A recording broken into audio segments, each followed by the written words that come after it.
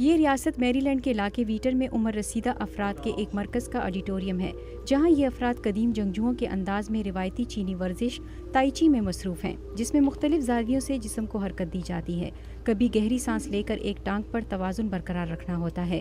100 سے زیادہ حرکات کا مقصد جسمانی اور ذہنی سکون حاصل کرنا ہے۔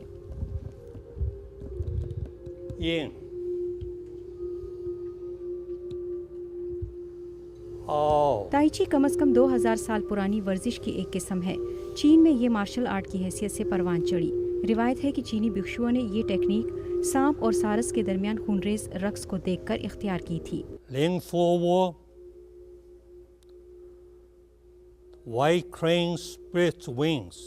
تحقیق کرنے والوں کا کہنا ہے کہ تائی چی دل کے پرانے مریضوں کے لیے انتہائی مفید ہے، جس سے ان کی زندگی اور موڈ میں بہتری آتی ہے اور جسمانی سرگرمیوں میں حصہ لینے کا حوصلہ ملتا ہے۔ ماہرین نے دل کے 100 مریضوں پر تحقیق کی اور ان میں سے 50 کو 3 ماہ کے لیے ہفتے میں 2 مرتبہ تائی چی کرنے کو کہا گیا، جبکہ دیگر 50 مریضوں کو دل کی صحت سے متعلق معلومات کے لیے ایک کلاس میں لے جایا گیا۔ We know that chronic heart failure is this progressive.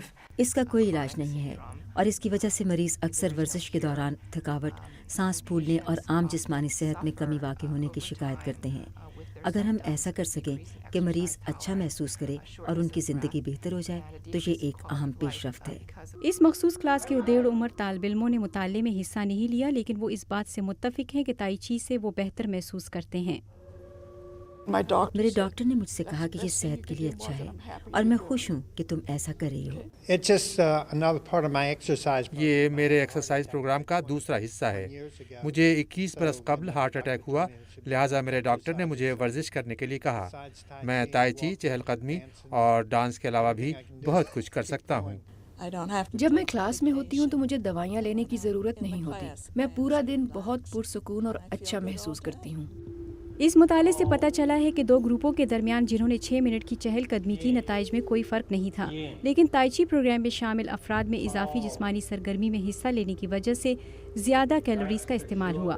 گزشتہ مطالعے سے پتہ چلا ہے کہ تائی چی سے دیگر بیماریوں کے اثرات بھی کم کرنے میں مدد ملتی ہے، مثال کے طور پر بلڈ پریشر، فائبرومالجیا اور ذہنی پریشانی۔ پروڈیوسر میلنڈا سمتھ کے ساتھ نیلوفر مغل، اردو VOA۔